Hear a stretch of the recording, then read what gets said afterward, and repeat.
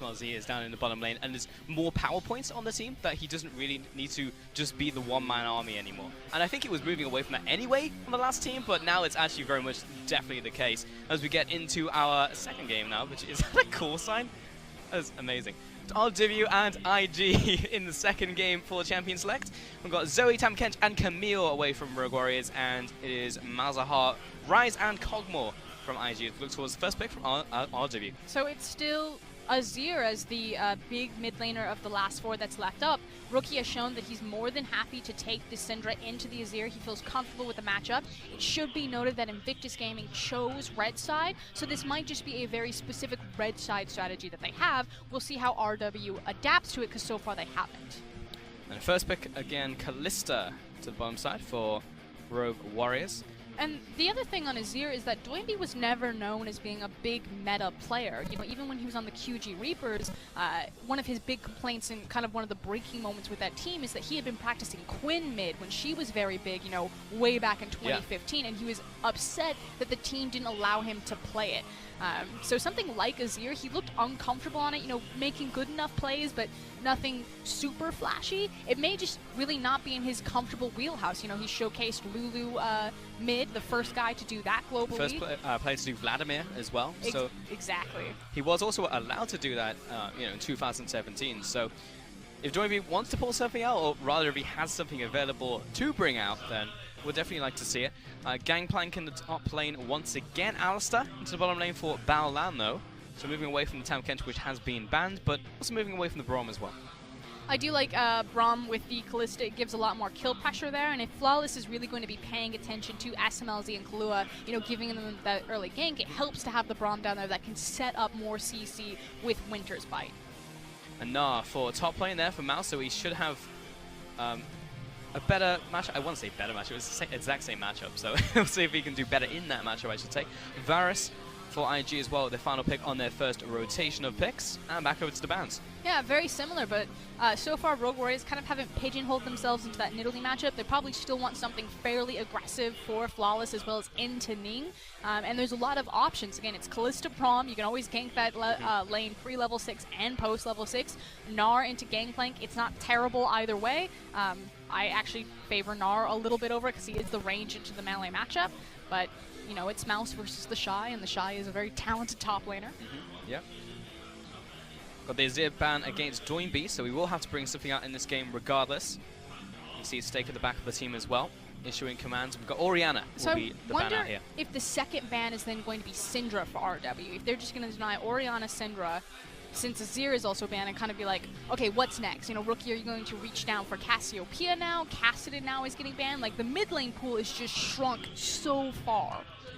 Kassadin banned towards Doinby as well, so actually just really hitting Doinby as much as they can here, IG. Final ban now from RW, already looking towards, they've got bot lane already. Yeah, he still has that Lulu if they want to make Flawless like the primary carry alongside SMLZ's Kalista. Lulu wouldn't be terrible in this composition. Obviously, you still want more damage, or at least damage that's going to hyperscale late game. And Lee Sin is what Ning picked up last game, so taking that away from him. But now over to JackeyLove to pick up something now for his either mid laner, we are looking for a mid lane pick, and a jungle from Ning. Actually same on both sides. I mean, do you grab something like Cassiopeia here just to deny the mid lane pool even further, or do you save that counter pick for Rookie as the last option? They could do that. They definitely could. And I think they may indeed just do it, because Jarvan, the beloved pick, back into the jungle here for Ning. And that is a ridiculous composition from IG without even revealing their mid laner there. The amount of... What is that? Are those cats? Sorry, I was very distracted by that I turned away for 1 second and missed it. Cats. Just big cats. They play a face on them, whether there was anything to do with it. I don't know. I didn't get to see. As I was saying, though, the amount of... like, initiation potential from IG is disgusting right now. Alistar Jarvan is an absolutely brutal combo, so IG's Gomp, even without their mid laner revealed, is terrifying. RW do actually move towards a supported pick though, so it wasn't Lulu, but it was Karma for Doinby in the mid lane, and another Nidalee pick from Flawless. So it didn't work out in game 1, but Flawless saying that it wasn't the champion. Maybe it was me, maybe it was the team, maybe it was something else, but it wasn't the pick. So we'll bring it again into the jungle and see if we can win that 2v2 once more. But Cassiopeia, you're right on the money, so it wasn't a denial there, but it was the final pick. Yeah, and it made sense again. The pool had just been shrunk so far. We've seen Cassie come out as a good counter into Rise, and actually Rise was banned this time around, and we know that Rookie is a phenomenal Cassiopeia, so no surprises that that will be what he lands on, but Doinby obviously had to know this, looking for the karma. And this is what we were talking about. You know, Doinby is not a meta slave. He's known as being hyper creative, not only themselves in that comfort, and come back in this series.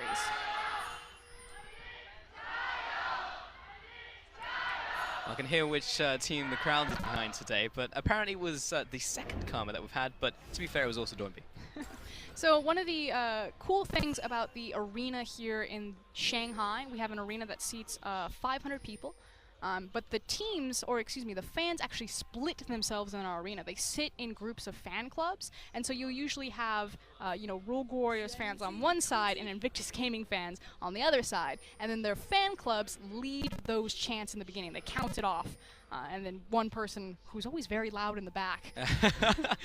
Do you think they nominate a person to lead the cheer? Do you think you have to, like, petition for that? You know, like, or it just happens? Do you think it's just like a if no one's gonna do it, someone just does it? I would hope it would be like the captain of the fan club. They're about to get trapped right here. The Shy's coming down. They are very much aware that Rogue Warriors are trying to take this red buff away, and this is going to be a massive time loss. Cheers for the leash, guys, unless Flawless is actually going to try and contest this, which is risky in its own right. The Shy is just shoving him away, and Ning will get his first buff. They're actually really just started Crooks? No. Dragging us away from Flawless. That is absolute disaster for Flawless. He's going to get caught out here as well by the Shy. No, he's not out. He's going to have to go all the way around topside, which is a bigger time loss. The Shy will probably get another parlay on him on the way out. And he had to pop one of his pots from his potion. So Flawless is...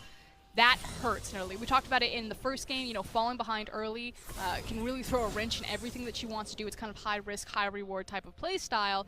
Not only does he lose a ton of time, but losing that pot, looks like he's going to have to go for a wolf start. He is up a creek without a paddle. No, he's going into the bottom side. He's running towards his red buff because he wants to make sure that Ning doesn't go immediately red to red and deny him the 3 buff. So this actually happened exactly in Samsung Galaxy. No, KSV versus the new Longzhu team. And Peanut made this type of invade, but the difference was that he had the Cassiopeia, and Cassie was able to get the early push and then rotate to him. With the Karma and with the trap setup, Rogue Warriors just got blasted out of the water there for early level 1. Well, Flawless at the very least will secure his red buff, plus it gives him a bit of health regeneration as well as he moves throughout the jungle. But still, it's not great. Ning will get his both buffs and accelerated start as well, courtesy of Rogue Warriors. And the nice thing is that Flawless isn't going to get 3 buffs, so fortunately he did a good job, recognized what was potentially at stake and just collapsed, but like you said, is very delayed to the jump start that Ning now has. 16 CS to 4 currently. Now we've got to look at the knock-on effect in the rest of the lanes, because Rookie gets to push in.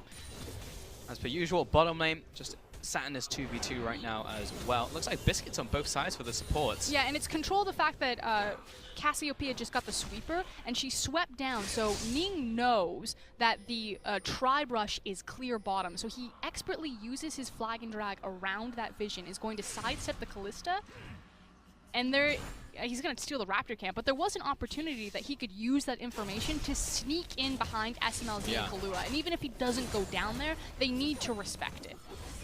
He will get the road camp instead, and there is still a chance for him to go to the bottom side, depending on the minion wave and how it's doing. But Flawless will take the initial jump back to base, get the Tracker's Knife, in fact, and get back onto the map. But he doesn't have a lot of jungle remaining. Yeah, and it's even Doinby now. Like, the Flawless, unfortunately, the level 1 has slipped into both bottom lane and mid lane. Like, Doinby having to sit by his tower and just let Rookie do what he wants to with the wave, because he knows that Jarvan is somewhere inside his jungle. And the Shy, he's just going to keep on farming in the top lane as well. I mean, it didn't really affect him too much. He was just able to defend. And the difference between him and Gnar is not too significant either. So he's just able to get all of those stacks of gold, the extra gold from Kleptomancy on top of that. And Flawless will get his Crow camp, though he is actually moving towards the bottom side here. Yeah, he's looking for that gank. This is something that they didn't have last time, which was some sort of CC. Now that Kalua is on the Braum, he does have that option, but looks like Flawless is instead going to go back for his Krugs, because he left 2 little ones alive. He did. He did indeed. That's a bunch of extra gold left on the table for him. That's going to be a teleport back into the mid lane, though, by Doinby. He's picked up what looks to be the Frostfang, so he is going towards the damage build once more. Jackie Love, where's the spear going to come out? One more hit. Saw on this javelin that hits a minion. But this time around, they at least got a summoner, which was more than we could say what happened in game number 1. But with that information, Ning is possibly just automatically running top lane. He's grabbing the Scuttle Crab right now, but since the Shy backed, he's probably going to go back to his Raptor camp. Also gives a bit of control to the bottom lane as well. Kahlua able to step up into that push, and a teleport back to lane by the Shy. I want to give a lot of credit to Flawless here. After the gank bottom in which he burned the flash, he actually pulled a similar maneuver to Dandy. But hold on. Ooh, getting another flash as well. That's pretty good. He pulled a similar move to Dandy in which he didn't go and press Deep Vision up into Ning's jungle. He actually immediately backed and reset his position. Now, why this is interesting in terms of pathing is it helps hide where he is more. The enemy jungler, the enemy team, it's harder to keep track of where the jungler is going to be because you would expect, okay, Nidalee ganked bottom, there's none of her camps left, you can see that in her CS. She's probably going to step into your jungle and place Deep Vision. But Flawless didn't waste any time. He's like, no, I'm going to completely reset and hide myself and hopefully open up another opportunity elsewhere. And the jungle role definitely is starting to stabilize now. Yes, he's still down significantly in farm, but in terms of the amount of pressure he's managed to get, 2 flashes on the bottom side, courtesy of him and Doinby. So that should be helping out Asamizi a bunch. You can see that resulting in the goal totals in terms of that farm. There's a big mini word crashing now, but Kahlua is stopping this one from coming in. Baolan forcing the flash out onto SMLZ. Ning turning back on towards the Braum. He's got the flag drag, knocks off the AD carry, but Kahlua still very low. Ning choosing to back away, and Baolan not going all the way in. In fact, it's now SMLZ, he's on the offensive. Should be able to get the stuff onto Baolan. Very good flash from Kahlua right there to save his life. Making sure that Jarvan couldn't get it. That said, Rookie now sees an opportunity to strike. Ward goes down by Flawless. He's very much aware that the last play was in the bottom side of the map. The Shy taking a bit of damage here. I'm surprised that last auto attack didn't land for the Hyper proc. That would have been in range. That's what Mouse was hoping for. That he would get in range with the extra movement speed from Hyper and then hit him with the wallop. It's always unfortunate when the hitboxes don't work out for you. Hello. Though we will get the ultimate off. The Shy forced to use his own there, but he goes right into mini form. This is going to be a kill 1 versus 1. That was the worst time for him to transform. Oh boy, that hurts. And you can see it written on the Shy's face. Didn't expect the transformation to come out, so he didn't expect the ranged auto, or excuse me, the ranged boomerang, because he had flash. He could have easily sidestepped it if he saw it coming. Could have run away. At the same time, if he flashed away, then Mouse would have followed, but he could have flashed earlier or not engaged again. I believe he also had oranges. You know, he was kind of waiting for the proper moment to proc it because I didn't see him use it in the initial part of that fight. Hopefully we'll see a replay and we can try to keep track of that because it felt like a situation where the Shy sitting on possible oranges, caught unaware. Yeah, and had the flash and was trying to, you know, bait in Mouse for overcommitting. But this is the second time he's been caught out by Nas Rage Meter. Like, of all the mechanics to get caught out on, like, it's one that's very obvious, like, you can see it ticking down. I'm just very surprised that the Shy, of all players that we have in the top lane in the LPL, would fall prey to that. And that's the thing that I really want to underline is that this is, if this is your first time seeing the Shy, this is so unlike him. This guy made his reputation on how good he was mechanically in the 1v1s, just making matchups work for him that shouldn't have worked, and then also impressed with his ability to 5v5 and synergize with the team. For all the top lanes out there, let me underline it for you. You know when you play against that Fiora and they're really, really twitchy and every single time you throw out an ability, they instantly riposte and you're like, this guy's really annoying. That's the Shy. In fact, his first game he played the Fiora and was exactly like that. He went 0-6, but it was still very entertaining to watch. Now he's actually a very well-rounded player, but this is not the type of guy you see making mistakes. Sadly, we didn't get to see that one more time, but regardless, that has put him down a little bit in lane. You can see that opening up in terms of the CS difference, but that's really good for Mouse. Yeah, and it does open up more opportunities now for Flawless if he wants to actually try to punish this gangplank. Both top laners still have their flash, neither one has their teleport, so there actually is a big window or incentive for Flawless to team up with Mouse on the top side and really punish gangplank so he can't get back to lane and pick up some CS. And what Flawless did last time is an even bigger opportunity this time, so I would like to see it, though looking towards the mid lane real quick as the Frostbanks are both being completed. I mean, really, the entire map is Flawless's playground. Yeah, I mean, he's got Callista ultimate bottom if he wants to go down there. You know, maybe you skip out on mid lane, maybe you just let that one go. But top lane, bot lane, he's a free man. Go wherever he wants. He is, but the key thing that you said was not mid lane. And I was coming into this series being like, it's all going to be about the mid lane and the jungle synergy. That's what you promised me, Frost. But it's definitely about that, but not in the sense of like the 2v2 skirmishes. No. But definitely in the sense of control and how it bleeds to the rest of the map. So currently this is another lane that I'm looking at in the mid lane where Rookie has a 30 farm lead at 10 minutes. I said the exact same line last game as the teleport comes to the bottom side. Battleland was stopped, I think, mid-headbutt there onto Kaloa. Good face call. Rookie gets to slow down on SMLZ, but Flawless has turned up to the fight. In comes a Cataclysm. Kill over to Cassiopeia, and perfect timing on Ning. Auto attack flash forwards from Battleland secures the second kill. That was also a bizarre flash from Flawless, who just kind of flashed at Jarvan. Does this do damage? No, I guess it doesn't. There's definitely an alpha move right there. He was trying to scare him away from his bot lane. Didn't work, weirdly enough. If I just hit him with my face. Yeah, maybe he'll freak out and back off. Unfortunately, it didn't happen. And IG take 2 kills to take the gold lead once more.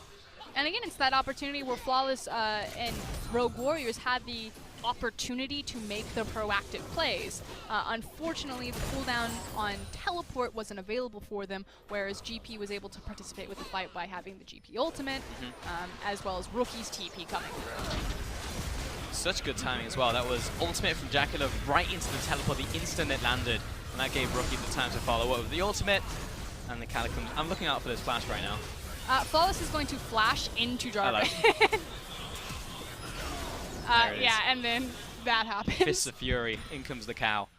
And I don't know if maybe we just mistimed the stopwatch timer or what was happening there, but also very peculiar from Flawless. Normally he doesn't make those types of errors. I wouldn't be surprised if he's a bit rattled as well, because these 2 games he's just not had good starts to the game both times for different reasons as well. Those are tilters. Yeah, 100%. And coming into the second game, they're not that far behind, honestly. Rogue Warriors, yes, they lost a couple kills there, but it's not the end of the world. There's still a good chance for them to do well as we approach the mid-game, especially because Joinbee's taking more of a supportive role. And wait a minute, that's an Unfiends and Hot. Didn't you say he was a 4 AP Karma? It is only the first item, Young Pulse. Just wait.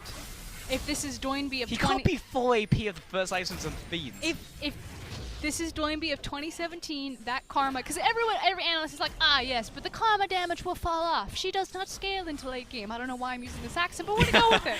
But not Doinbee. Is that your D&D accent? I guess so.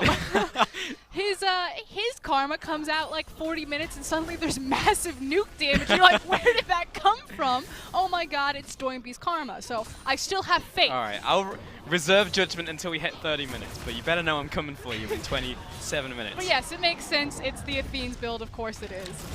But yeah, I swear there'll be a death cap later. Alright, fair enough. And now it's just not landing these wallops, but he's accumulated a really big CS lead off the back of that kill earlier. Triforce has been completed though at 12 minutes, which is good timing for the Shy. And the thing is that CS lead will continue to grow because the Shy is not getting any sort of support. Invictus Gaming have made their claim that it is about the bottom lane right now, which again makes sense. Gangplank has the global ultimate, Mouse doesn't have his TP, so we should continue to kind of see the same maneuvers where it's IG placing down this battle vision, then using the control of the mid lane and slipping in to contest these micro objectives. That's definitely what Ning is doing. Spike comes down and Ning will get the last hit. Walk away with it. Rookie and Battleland actually came up to help him, so there was nothing that Flawless could do in that situation. And the cool thing is then moments like that could possibly turn into tower dives that Rogue Warriors have to respect, which is why you see Kalista and Braum being so respectful of the creep wave right now, even looking at backing at their tower before deciding, okay, it's safe, we can step forward, simply because of the Alistar. And that's why this pick is so important in the LPL, because it unlocks so much play potential for the bottom side of the map. We're actually hitting spike time as well for a lot of the players on IG. Top lane hit the Triforce as already mentioned, but Gwynsu's finished and the bottom side as well. And we just got confirmation that it is the Gathering Storm on Rookie. So, excellent. Like I said, he does Unsealed Spellbook, and then he'll take Sorcery Tree, and he almost always takes Transcendence and Gathering Storm. So the late game scaling damage potential from those 2 runes on someone like Cassiopeia is disgusting. And he's like, I can win the lane by myself. He's 30 CS over Doinbee. No problems. What I really like about that is as soon as he takes Gathering Storm, you know that IG is just like, it paints out a map for the early game. It's just like 100% they do not matter. It doesn't matter so much that they're playing it passively, though Doinbee is very much extended in the mid lane, and he's going to be punished for it. Wrong place, wrong time. Say about that, yeah. He was just pushed up. Just sloppy. Yeah. Battleland, formerly Megan, so it's the exact same guy if you don't recognize him. He's pretty famous for making these roaming plays, but that said, if you check the clock, it's 15 minutes. It's true. Doinby should 100% expect that there could be 20 people in his lane at any given time. Like, I get it, he wants to catch up and farm because he's losing so drastically, but now he's losing more. And yeah, Battleland, I actually haven't seen the classic Megan Battleland play where he comes from topside with mobility boots at like 5 minutes for some reason. And It's more never often than not, it worded. happens. Yeah. Okay, deep teleport. Here we go. We got some action. Let's go. Nope. I appreciate the pass though, Frosk. He came in at the right height. That was actually comedic on the cancel. Oh my goodness. Doinby was like, not again. Was that Doinby? It was Doinby. It was Doinby. Wait, was he stopped though? Because I don't think he cancelled it because it's on full cooldown. He was doing it from base, but hold on, we got a skirmish. They're going for it, the distance. Yep. Okay, Here get the comes stun down Jarvan. onto Braum. Obviously ultimate into the Fate Score. He needs to get out of there. Actually misses through. Goes all the way through. Zhonya's out See ya. Jaculov, and he's on the wrong side of the map. That's not your tower! A second kill over to Jaculov. Miscalculation there from Rogue Warriors bot lanes, because they were definitely the instigators in that 2v2 skirmish initially, and they could have backed off at any moment. Decided to go in, lost track, lost the fight, and may lose their tower, as Doinby and Paulus are, by our wave clear combined, we will keep this standing. Well, that just feels bad. Like, Rogue Warriors trying to make a play, but they're just not working out. Rookie, however, might pick up the first tower of the game, which is 650 gold over to him. So, yep, this has gotten pretty bad. It's definitely spiraling out of control, but here we go. We're actually looking at the second part of that, and as I said, SMLZ and Killa, they could have just disengaged from this. They decided that they wanted to go all in. Unfortunately, I should say fortunately, great stopwatch, perfect timings there from Jaculov. Means that the Callisto ultimate doesn't count for anything. Jarvan shows up on the back half just as some moral support. Hey guys, I know you've got this 2v2, but just in case, this is my kill. 5-1 now. And IG 2 kills over to that mid lane. The Gathering Storm Cassiopeia. Another 2 kills in the bottom lane to Jaculov. He's working his way towards the second item. And top lane's on an island. They're just chilling in top lane. Meanwhile, Mouse is like, what is happening on the bottom side of the Get it together! He says, I'm 172 farm as not. I've only farmed my own wave. I've got a solo kill on my top laner. This is literally solo queue right now. ELO hell in topside, and who would have expected it would be for Mouse? Yeah. I mean, Mouse is a good player. Now this is the moment where he starts pinging. He's like, oh, now I guess I'm losing to everyone else's lanes. Yeah. This is where the spillover happens, unfortunately. Here comes Rookie. There's the ultimate. Gets the slow down on to Mouse. Rookie, I will remember you. Yeah. Oh boy. And now all the lanes are losing. Oh, hasn't been a good start to this game. Level 1 really put them on the back foot, and Rogue Warriors are just stumbling desperately for anything there as Doinby now flashes forward. Flashed into the Shy, doesn't get the tether down, dodges out the Javelin. The Shy, you can turn this one around. He's got the team coming. Ning wants the knock-up. He's waiting on Flawless, but he gets the double knock-up into the Cataclysm. The Shy, they're still paying attention to the barrels, but he's putting out the damage regardless. Ning comes in, and Rookie, another flyby, comes into the top lane, gets another kill. Actually, gives them both over to the top lane. Bot lane's having a rumble for some reason. 2 versus 2. Got the teleport coming down now. And that's SMLZ. He's already dead. Mouse into the bottom lane, and that's going to be trading up to Kahlua. Mouse actually doesn't want to be here anymore. He just died in the top lane, and if they do this in 12 seconds, it will indeed be the ace. Though Mouse is an absolute tank right now. The guy just won't go down. The Shy is going to have to chase him down, and it won't be an ace because Flawless is now respawning. So even if Mouse dies here, don't worry, guys. It's not going to be a cross-map ace. You mean when he dies here? Got him. It was a long chase. We got there in the end. But it was an unofficial ace. Every single member of Rogue Warriors died. Brilliant use of teleport from the Shy, and from bad to worse. Pulse, that is what desperation smells and looks like. True, that was also a hexakill because Mouse died in the top lane, then teleported back to the bottom lane and died again. Oh, we're not done. Rookie. What's he got? He doesn't have his summoners. He does have ult, though. And Doinby will get the lockdown, though he's taking a bunch of damage. In comes the bottom side. Doinby will find a kill. Third kill of the game to Rogue Warriors. We did get to see one of my favorite interactions, although hold off, because we got to watch the replay of that 45-second skirmish. actually no, we've already skipped the top side. So basically what happened the top side is Doinby got thirsty, dived for his thirst. The Shy then was like, top side, got it on lock, got my big gulp, now I'm going to come down bottom and get my refill. There's a lot of things that were going on in that analogy, but you are absolutely right. Jackula went down, and then Mouse arrives, and we don't need to see the rest of that. It was a very long chase. But IG have actually started off the Baron here. Flawless, around the backside. Well, he knows they're in the pit now because they warded over it. That spear Lands on the spear Dragon. onto flashing. Baolan. Can you do it? Gets another spear jump. Oh, Oh, Baolan with the denial. No smite for you today, Flawless. No, he's pushed up to the front lines and he has transformed, but it's the back line that's getting torn apart right now. Down goes Doinby. Baolan walking away. Somehow he's still alive. Lands the headbutt just to annoy his team there. Kahlua pops the ultimate, but it's 2 for 1 and the Baron to IG. I just imagine bottom lane that there's just some classical piano music playing, just something really calm as close to just farming away. Okay. It is now ballooned close to that 10k gold mark at 21 minutes. As soon as this tower drops, it certainly will be. An IG, again, from level 1, Flawless got off to a bad start on a poor invade, and just, it's gone so far out of control. Every single lane, save for top lane, was winning for Invictus Gaming. It then spilt over to the top lane wave. The Shy is now confident enough that he will chase anyone off his lawn. That was a lot. Oh, that's a lot of damage. That moment when the play-by-play just turns into like hockey commentating. Oh! Ooh. That was a big hit. And top lane will go down. Herald also popped in the mid lane. I didn't see how much work Herald managed to do, but it looks like almost cracked mid lane tower. But we'll see that one more time, and I want to see that glorious headbutt from Baolan. Yeah, credit to Megan Baolan right there. As soon as Flawless comes in, he punts him out of the circle, and then it's just over from there. Ning finds a great ultimate, and Mouse is just doing whatever he can, but his team is too far gone, and they don't have their AD carry. Again, SMLZ, classical piano music down bottom, just meditating. And he's only got 200 farm. It's not like he's just absurdly farmed right now. But that's unfortunate. SMLZ, he's now on 2 items. We'll see if he can do anything with the extra farm that he did accrue earlier, but that's the question. As the siege continues. Bottom side, got 2 people here. Mid lane pushing up as well, and actually Shai is just doing split push duty, and that tower was very low as he approaches, so indeed Herald did do some work. No one can stop him. The thing is, his Mouse can try to hold him off, but he actually can't fight the Shy at this point because Gangplank is 5-1-5. So Invictus Gaming, depending on how they want to play this out, they can always just look for a 4-1, or because they have the Alistar and the Jarvan, just dive.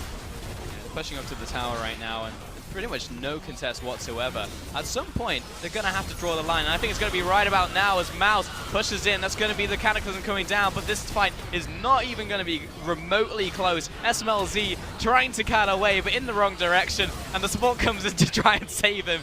Flawless, he's back at base, he's chucking spears, he's chucking javelins, but in the end, IG are going to take everything they own. Yeah, at least 2 inhibitors, preferably the Nexus right here, because that's, again, an ace. Yes, it is, Frosk. We end the game 4 kills to 20. And the towers will go down. It was very much an easier game in game 2 to IG as they finish off the Nexus. And of course, they'll sound them as well, getting in the Shy. That's the series over to Invictus Gaming. I'm really